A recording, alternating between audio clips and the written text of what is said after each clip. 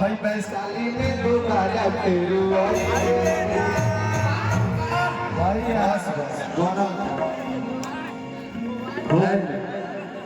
और देखी इतारा खाती कहता नहीं हाँ इतहर चढ़ल जवानी बा हाँ ए पर तू गुमान मत करो ना तो 4 दिन के मेहमान बा खूब चल जाई केहू के मालूम नहीं हाँ जोड़ के आठी हो जाए हाँ भाई अब जवान हो जाओ खजूरे हो जाओ के जानता ऐसे सुन को कवि जी के रचना बा हाँ इस दुनिया में कुछ बा ना भैया ना कुछ नहीं के जब ले जिया तोरा तब ले ऐश के जिंदगी जी लो ना तो हाथ के रेखा 3 गो बा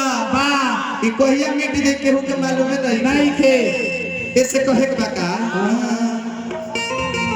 कि कुछ गइल कुछ जाता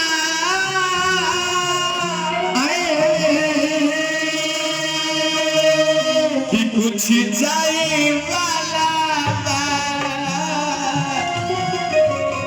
गायत्री बाबा वाले पर ठाट लगी तो मजा आई भैया हां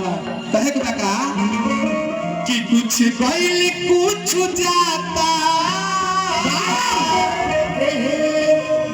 देखिए हमने के बीच में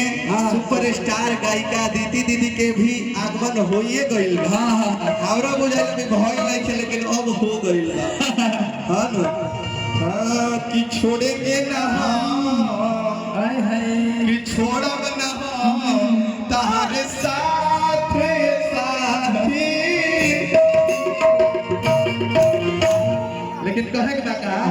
कि कुछ गइल कुछ जाता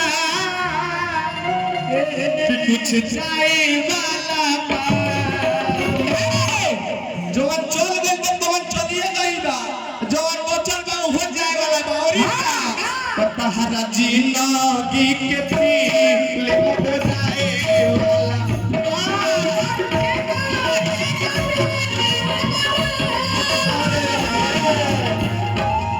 बड़ा बिजोड़ भरी का तहरा जिंदगी के फील हो जाए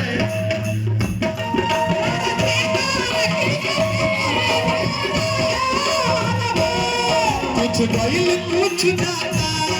कुछ जाए वाला बा कुछ गइल कुछ जाता कुछ जाए कुछ गइल कुछ जाता कुछ जाए वाला एक करे जा तहरा जिंदगी के फील होना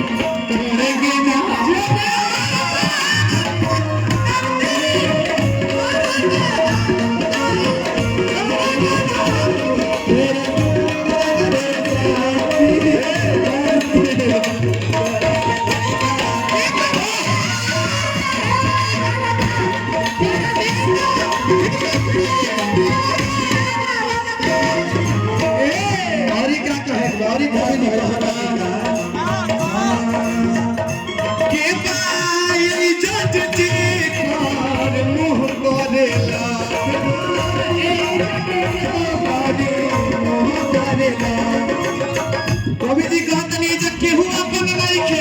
के कि नाम दिल से हरि का लिया नहीं कि नाम दिल से हरि का लिया नहीं तो हाथे कंठी माला झुलाने से क्या फायदा माँ बाप की सेवा की ही नहीं तो गंगा नहाने से क्या फायदा गुरु के बताए हुए राह पे चला नहीं तो माथे चंदन लगाने से क्या फायदा वाह वाह तनी के पाया अपन चेते कर मुंह करे लाए दुनिया में के कर हीरो करे लाए दुनिया में के कर हीरो करे लाए चारे जानी मिल जाई है तोहे दिलो जानी चार जानी मिल जाई है तोहे दिलो जानी चार जानी मिल के तरह के ले जाके चार दिलो तो वो तरह पतौरी का कि तहरा थार में के भूजा राक्षी तावा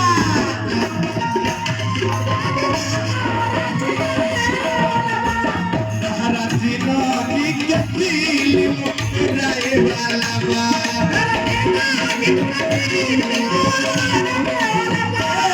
कुछ गईल कुछ जाता कुछ जाए वाला था कुछ जाए वाला था कुछ गईल कुछ जाता कुछ जाए वाला था ए तहरा जिंदगी के फिर